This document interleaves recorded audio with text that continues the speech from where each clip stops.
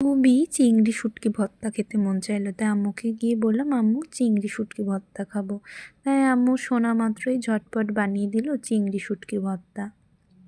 প্রথমে একটু আম্মুকে সাহায্য করলাম, রসুন, কাঁচামরিচ, ধনিয়া পাতাগুলো আম্মুকে কেটে দিলাম। দেখলাম আম্মু একটি হাঁড়িতে গরম পানি করে নিল, সেই পানি দিয়ে আবার একটি বাটির মধ্যে শুটকি নিয়ে সেগুলো আবার নাড়াচাড়া করে ধুয়ে পরিষ্কার করে নিল। একটি কড়াইতে এবার তেল দিয়ে এর মধ্যে আগে থেকে ধুয়ে পরিষ্কার করে রাখা রসুন, কাঁচামরিচ দিয়ে ভেজে নিতে হবে।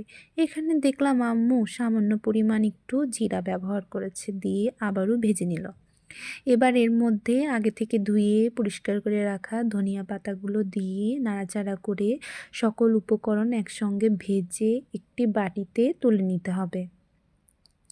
দেখেন আমার আম্মুর ভাজা এখানে কমপ্লিট, সব তুলে নিয়েছে। এবার একটি কড়াইতে আবারও তেল দিয়ে আগে থেকে ধুয়ে পরিষ্কার করে রাখা শুটকিগুলো দিয়ে এর মধ্যে হলুদ, 1 চা চামচ লবণ দিয়ে নাড়াচাড়া করে ভেজে তুলে নিতে হবে।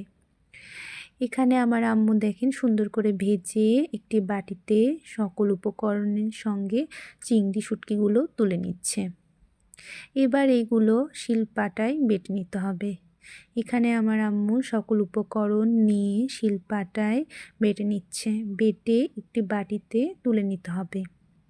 এবার আগে থেকে কাটা পেঁয়াজ কুচি এর মধ্যে দিয়ে এর মধ্যে লবণ প্রয়োজন মাফিক দিয়ে মাখিয়ে সকল উপকরণ একসঙ্গে মিক্সড করে এর মধ্যে প্রয়োজন মাফিক সরিষার তেল দিতে হবে। গরম ভাতের সাথে শুটকি চিংড়ি ভর্তার স্বাদই আলাদা। আমার পরিবারের সকলেরই খুব পছন্দ, আমারও খুব পছন্দ। কে কে আমার মতন চিংড়ি শুটকি ভর্তা পছন্দ করেন কমেন্টে জানান।